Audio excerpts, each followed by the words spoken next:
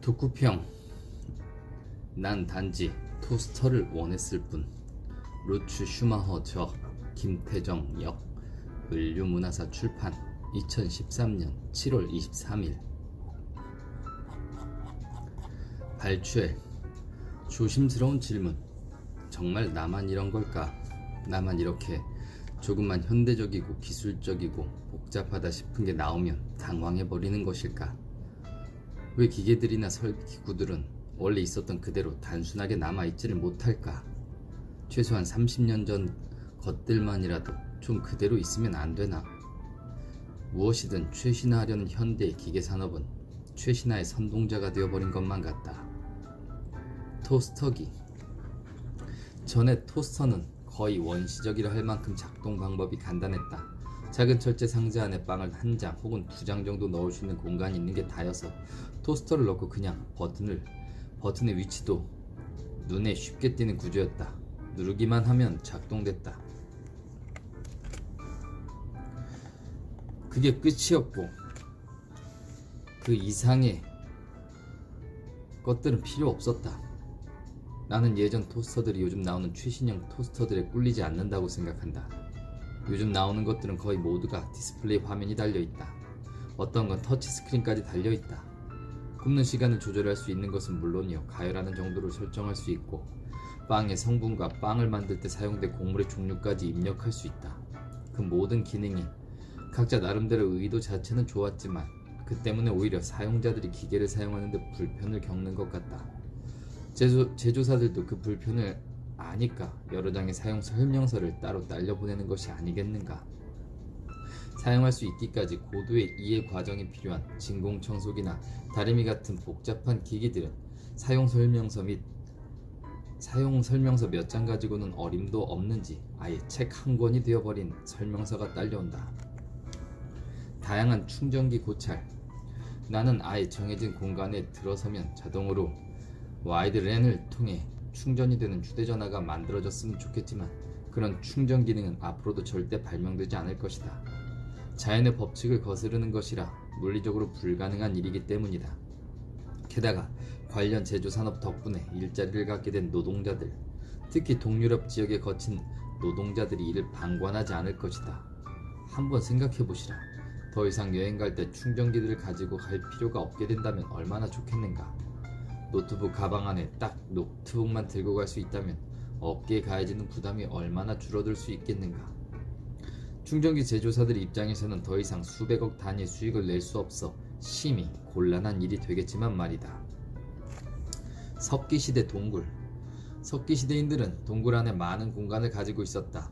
하지만 동굴 안은 늘 바람이 불어 닥쳤고 불로는 모든 공간을 더 따뜻하게 할 수 없었기에 자신보다 작은 동굴을 가진 이웃들을 더 부러워했을 것이다.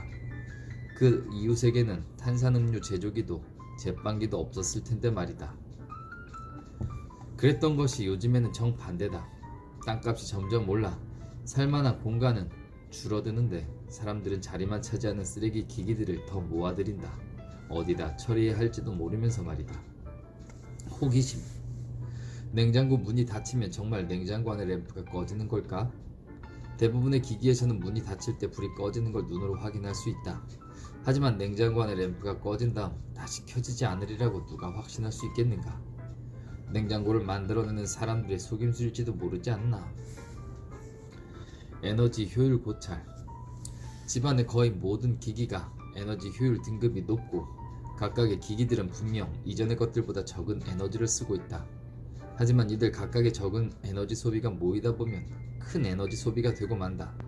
높은 에너지 효율 등급만을 믿고 우리 모두 에너지 소비를 너무 얕보고 있는 건 아닌지 한번 생각해 봐야 하지 않을까.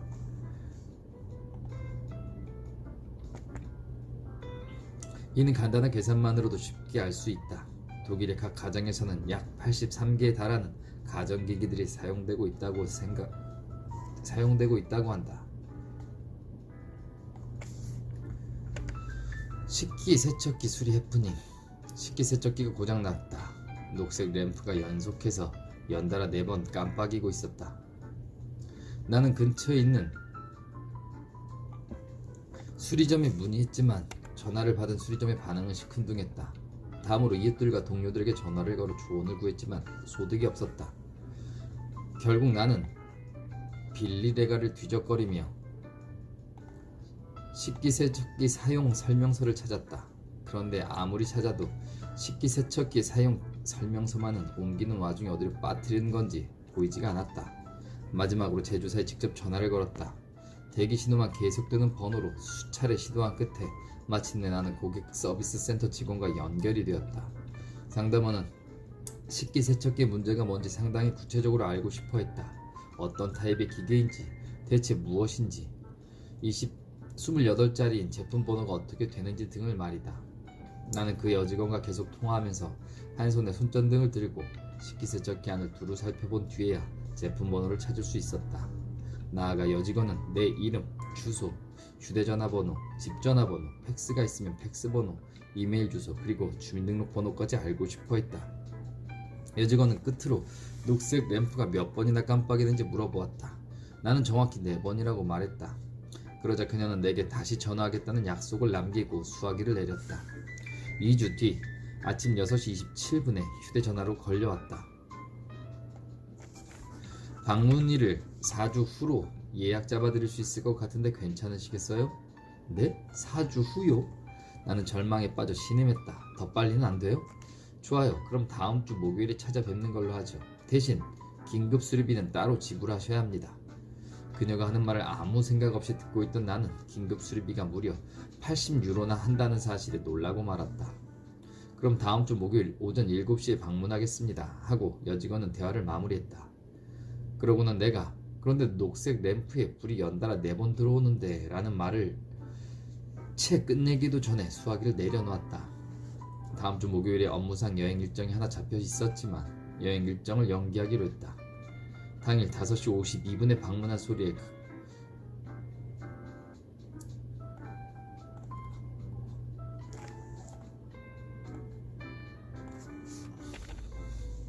당일 5시 52분에 방문한 소리와 문밖에서 폭풍 소리가 요란하게 들렸다.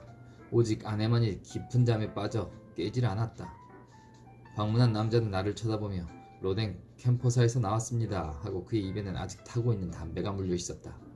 부엌으로 향하는 그가 걸음을 옮길 때마다 주차장에서부터 묻혀온 듯한 진흙이 바닥에 선명한 자국을 남겼다. 혹시 잿더리 있으세요? 수리공이 물어왔다. 그는 내 대답은 기다리지도 않고 가져온 연장통을 열었다. 한데 놀랍게도 그 안에는 파이프 집게 같은 연장 대신 컴퓨터 한 대, 프린터 한 대, 그리고 기타 전자기기들이 들어있었다. 반제만입니다. 자신의 이름을 환한 얼굴로 답한 반제만 씨는 그러나 내가 건넨 유리병은 무시한 채 계속해서 담뱃재를 바닥에 떨어뜨리고 있었다.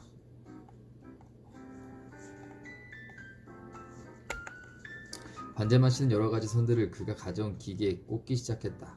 식기세척기는 안 들여다보실 건가요? 때가 되면요. 그는 굵은 목소리로 답하며 계속해서 선들을 이리저리 끼워 넣고 있었다. 램프가 4번 깜빡여요 라는 말로 나는 그를 거들려 했지만 그는 듣는 척도 하지 않았다. 대신 프린터에다 어느 서류 양식 하나를 끼워 넣었다. 그러더니 자 시작해볼까요 하며 초롱초롱한 눈망울로 나를 쳐다보았다. 반제만은 나의 이름을 물었다. 새벽에 나를 깨워놓고도 고객에 대한 기본 정보조차 갖고 있질 않단다. 서비스 센터에 내 개인정보를 이미 읊어주었는데도 말이다. 화를 꾹 참고 그가 원하는 대로 개인정보를 다시 읊어주었다. 반제만 씨는 내가 부른 정보를 독수리타법으로 하나하나 느리게 컴퓨터에 입력해 나갔다. 이미 다 피운 담배를 한 손에 들고 있자니 어쩔 수 없이 나머지 한 손으로밖에 입력할 수 없는 듯 했다. 내가 건네준 유리병은 그의 마음에 들지 않는 게 분명했다. 반제만 씨가 들어온 지 겨우 15분도 채 지나지 않았는데 방 안은 벌써 담배 냄새로 가득 차 있었다. 아내가 나중에 알게 된다면 분명 내게 책임을 물을 것이다. 여기 선 꼽는 곳이 어딥니까? 수리공이 내게 물었다. 나는 어깨를 으쓱하며 되물었다. 잘 모르겠는데요. 무슨 선을 말씀하시는 건데요? USB나 SCART2 케이블 플러그 잭 같은 거 말이에요. 반제만 씨가 예를 들어 설명했다. 저기요. 근데 지금 식기세척기 고치러 오신 거지 노트북 고치시러 온 건 아니잖아요. 내가 되물었다. 우리 집 식기세척기에 그런 게 설치되어 있을 것 같진 않지만 있다면 아마 뒤편에 있겠죠. 요즘 기계들은 그런 게 다 설치되어 있거든요. 세척기를 한번 앞으로 좀 당겨보세요. 그가 내게 요구했다. 나는 그를 잠시 쳐다보다가 말했다. 보시면 알겠지만 이 식기세척기는 분리가 안 되는 원통형으로 이미 제작돼서 나온 거거든요. 그럼 분리되게 만들어 보세요. 수리공이 거칠게 항의했다. 당신이 수리공이지 제가 수리공이 아니잖아요.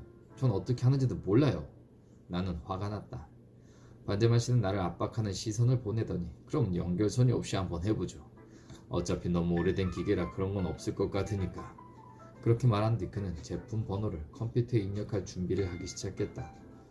제품 번호가 어떻게 되는지 좀 보세요. 기계가 고장난 뒤 두 번째로 나는 기계 안에 들어가 반제만 씨에게 큰 소리로 제품 일련 번호를 불러주었다. 내가 땀에 잔뜩 젖어 거의 반은 벗겨진 잠옷 바지를 추스르고 다시 기계 밖으로 나오자 그가 내게 제품 번호의 마지막 세 자리가 어떻게 되느냐면서 다시 불러달라고 했다. 잘 듣지 못했단다. 이런, 나는 이래서 살인이 나는구나 싶었다. 제품 번호를 두 번째 불렀을 때는 다행히도 그와 통할 수 있었다. 식기세척기에 녹색 램프가 하나 부착되어 있죠. 그게 몇 번 깜빡이던가요. 나는 손바닥에 주먹을 치며 말했다. 4번이요. 이미 다 말씀드리지 않았습니까?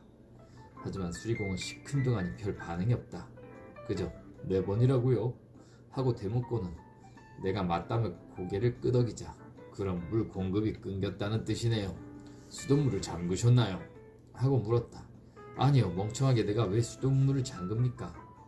나는 싱크대 쪽으로 휙 몸을 돌리고 위에 있는 수도꼭지를 돌렸다. 보이죠? 수돗물 나오잖아요. 거기 수도꼭지 옆에 붙은 레버는 뭡니까? 반제만 씨가 다시 물었다. 모르겠어요. 처음 보는 건데요. 혹시 식기세척기 위한 절수장치 아닌가요? 그 레버를 한번 다른 방향으로 돌려보세요. 나는 불신감을 가득 안고 레버를 돌려보았다. 그러자 곧바로 좀 전에는 깜빡이던 녹색 램프가 바로 꺼졌다. 반제만 씨는 이제 문제가 해결된 것 같네요 하며 만족스러운 표정을 지었다. 나는 너무도 황당하여 한참을 수도꼭지만 바라보았다. 이게 다야? 싱크대 청소하다가 잘못 건드린 이 빌어먹을 레버 하나 때문에 겨우 이것 때문에 몇 주간을 그 중노동을 했단 말이야. 이것 때문에 그 많은 돈을 지불해야 한다고? 반제만 씨는 흥겨운 휘파람 소리를 내며 컴퓨터에 무언가를 입력하기 시작했다. 잠시 뒤 그의 프린터가 요란스러운 소리를 내며 프린트를 시작했다. 차비, 수리비, 전자분석비, 긴급이용비 총 다 해서 237유로 되겠습니다. 세금은 빼고요. 반제만 씨가 명랑하게 제잘거렸다. 나는 얼굴이 벌개져서 소리쳤다. 그 돈을 지불할 거면 차라리 새 기계를 사고 말죠. 서비스 센터에서 전화할 때 다 말씀드렸잖아요. 녹색 램프가 4번 깜빡이고 있다고.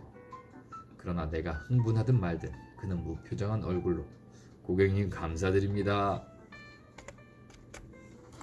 석기시대 인류. 하루 최대 4시간 정도밖에 일하지 않았으며 나머지 시간은 게으름을 피우며 누워있거나 먹은 걸 소화하거나 동굴 벽에 그림을 그리거나 불 옆에 좋은 자리를 차지하기 위해 다투는 데 썼다고 한다. 아마 그들도 음악을 하고 단체 놀이를 하거나 들소 고기 조리법을 서로 공유해가며 살았을 것이다. 우리는 석기시대인들이 일하는 모습만 알았지 그들의 문화생활이 어땠을까 하는 것에 대해서는 아는 바가 적다. 자동차의 본질. 석기시대에는 자동차는 물론 아직 바퀴 같은 것조차 없었다. 바퀴가 발명된 건 기원전 4000년 전의 일이라 굉장히 오래전의 일인 것만 같다. 1980년대까지만 해도 자동차는 제대로 된 브레이크나 베어링 시스템을 갖추지 못한 원시적 형태였다. 그래서 약간의 손재주만 있으면 누구나 조명등을 갈거나 V벨트를 새로 끼우거나 시동기를 돌릴 수 있었다. 그러나 요즘 생산되는 차들은 이런 원시적이고 물리적인 것들에는 더 이상 관심을 두지 않는다. 그보다는 핸들의 보온 기능을 어떻게 추가할 것인가, USB 포트는 몇 개로 할 것인가, 라디오와 차량에 연결된 아이팟의 음향 품질은 어떻게 개선할 것인가 등에 오히려 더 큰 비중을 둔다. 자동차 진화 고찰. 자동으로 운전자의 음주 여부를 측정해주는 기술에 대한 얘기가 나돌았던 적이 있었다. 운전자의 혈중 알코올 농도가 0.3%이 되면 경고 메시지를 보내고 0.5% 이상이면 자동으로 주행이 정지되게 만든다고 했던가. 도로 표지판을 자동으로 인식해주는 기술에 관한 얘기도 있었던 것 같다. 그런 것 말고 기름을 자동으로 충전해주는 기술 같은 건 하나쯤 개발되면 좋겠다. 그러면 참 편할 것 같다. 운전자가 자고 있는 동안 자동차가 주유소까지 스스로 운전해 가서 기름도 충전하고 담배도 사고 무엇보다 우유까지 물론 냉장고와의 합의하에 살 수 있다면 말이다. 본질적인 질문. 어째서 휴대전화로 전화하기가 그렇게 힘든 걸까? 어째서 베를린 내에서 통화하기가 50년대 카트만두에서 통화하기보다 더 어려운 걸까? 어째서 mp3 플레이어도 되고 난방기도 켤 수 있고 냉장고의 수위계까지 관찰할 수 있다는 휴대전화가 전화 상대방의 음성을 들려주는 데는 오히려 어설픈 걸까? 인터넷이 되고 스카이프를 할 수 있는 스마트폰을 만들다 보니 어쩔 수 없이 통화 기능은 포기한 것일까? 어째서 휴대전화가 감시 카메라, 녹음, 상대방 위치 확인 같은 기능을 가져야 하는 걸까? 어째서 휴대전화가 고성능 카메라, 베이비폰 같은 역할도 해야 하는 걸까? 그리고 휴대전화로 개인 공간이 사라지고 감시받는 사회가 된 지가 언젠데 왜 정치가들은 아직도 부질없이 개인정보 보호 혹은 길거리 감시 카메라 등으로 인한 사생활 감시 문제 따위를 거론하는 걸까? 사무실 변화. 과거 사무실은 일하는 곳이었다. 그러나 요즘 직장인들은 사무실에서 아이패드로 자신의 페이스북 사이트를 업데이트하거나 친구가 올려놓은 여행사진에 코멘트를 남기기 바쁘다. 혹시 상사가 들이닥치지는 않을까? 눈으로 사무실 문을 흘끔흘끔 쳐다보면서도 온 신경은 아이패드에 가있다. 사실 상사가 올 걱정 같은 건 하지 않아도 된다. 상사도 직원들처럼 사무실 의자에 앉아 트위터를 하고 있을 테니까. 노모포비아. 유럽 사람들 대부분은 스마트폰을 잃어버리느니 차라리 결혼 반지를 잃어버리는 쪽을 택한다고 한다.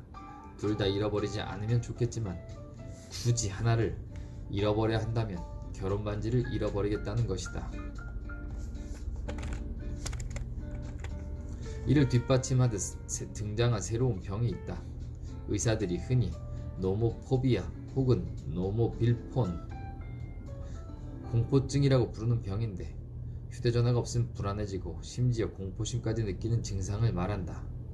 영국 청소년 10명 중 8명은 이미 이 증상에 시달리고 있으며 치료약은 아직 없다고 한다. 어설픈 핸드폰 검색 지식의 위험성, 응급상황. 만약을 위해서 나는 아무래도 내 앞에 경고문을 하나 붙이고 다녀야겠다. 친애하는 응급처치 요원님들, 제가 아무리 큰 부상을 당했더라도 스마트폰을 꺼내서 저에게 뭔가를 하려 하지 마시고 제발 그냥 내버려 두십시오 하고 말이다.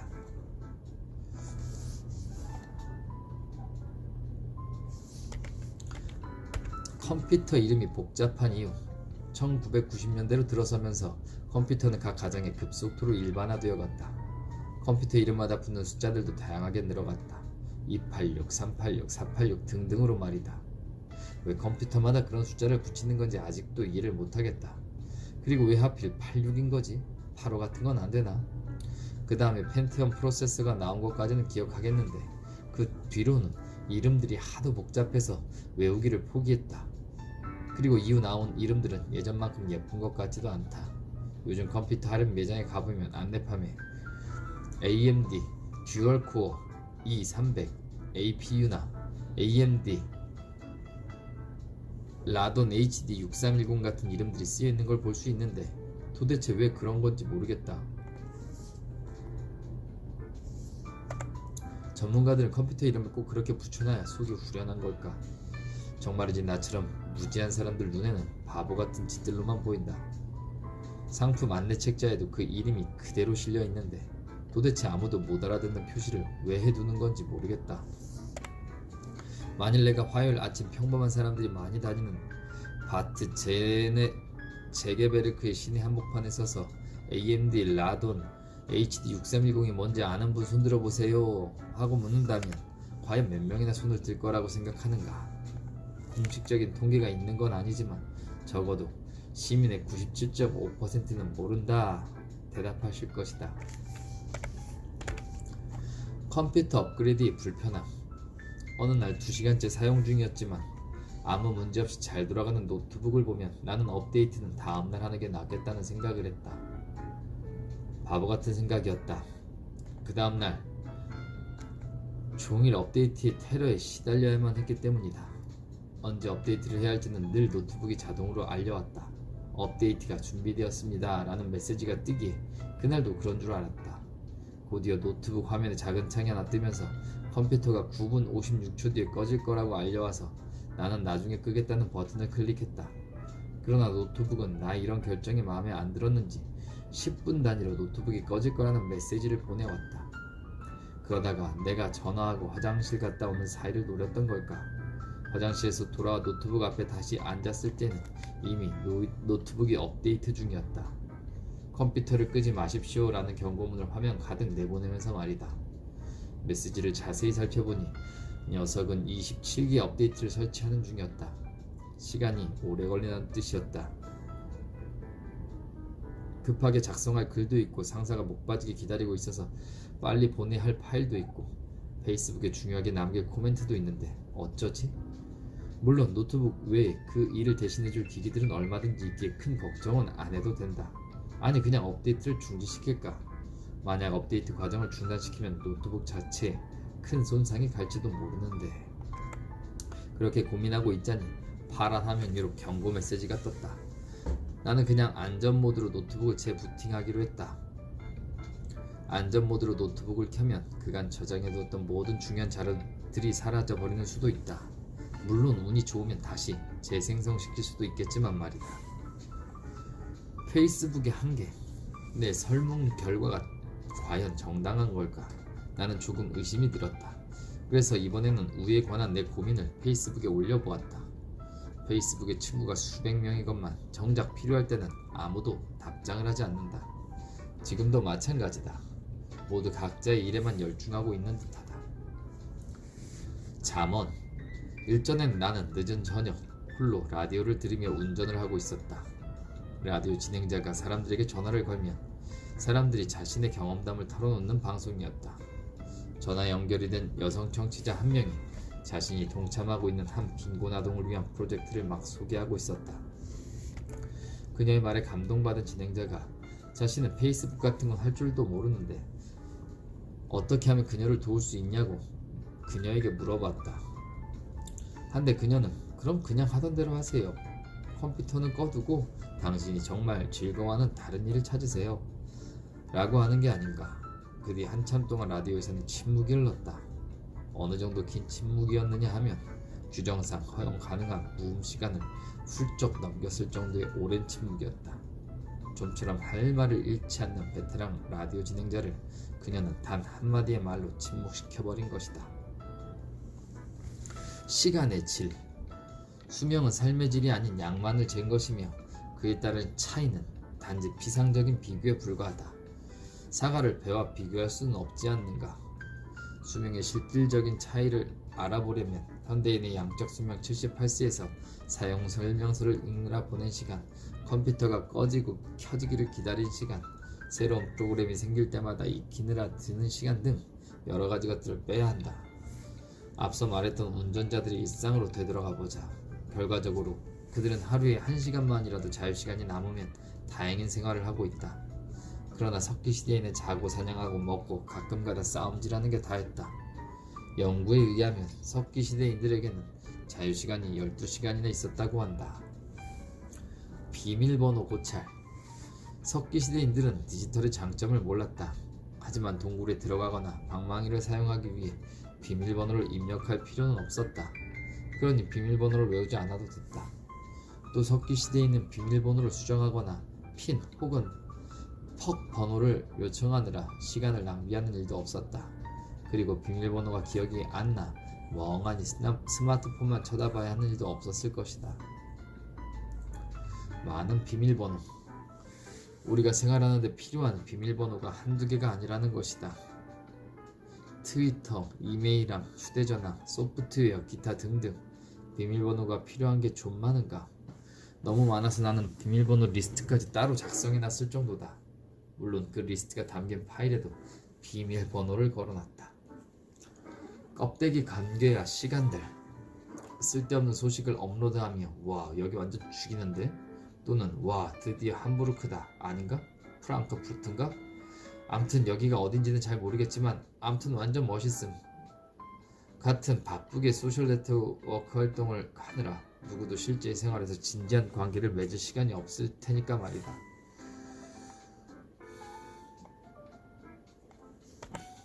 책의 요약.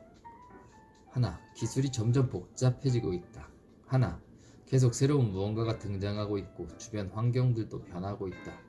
하나, 기본적으로 섞기 시대가 모든 면에서 훨씬 좋았다. 하나, 사람들은 늘 작동되지 않는 기기들 때문에 속을 끓이며 산다. 역자 후기. 삶이 더 복잡해지고 있다. 기기와 씨름하느라 보낸 시간이 정작 내가 하려던 일에 들인 시간보다 더 많다. 물론 고대인들은 상상도 할 수 없던 편리한 삶을 지금 우리가 누리고 있는 것은 사실이다. 그러나 오히려 불편해지거나 일의 효율을 떨어뜨리고 있지는 않나. 새로운 기술로 무장한 신제품들이 끊임없이 시장에 나오고 있지만 필요한 것들인지 과연 효과적으로 사용하고 있는 건지는 의문이다. 요즘 기기들의 개발 속도는 너무 빨라서 우리가 익숙해질 때까지 기다려주지 않는다. 익숙해질만 하면 또 새로운 기기가 등장해 우리를 다그치기 때문이다. 결국 그 어떤 기기에도 제대로 익숙해질 여유 없이 우리는 늘 새로운 것들을 알아가기에만 바쁘다. 자본주의 고찰. 인류에 필요한 모든 것들이 이미 오래전에 다 발명되었다. 하지만 필요하지 않은 신제품들의 과잉 공급은 계속 시장에 나올 것이다. 그래야 어쨌든 경기가 돌아가고 관련자들에게도 먹고 살 일거리가 생기게 되는 거니까.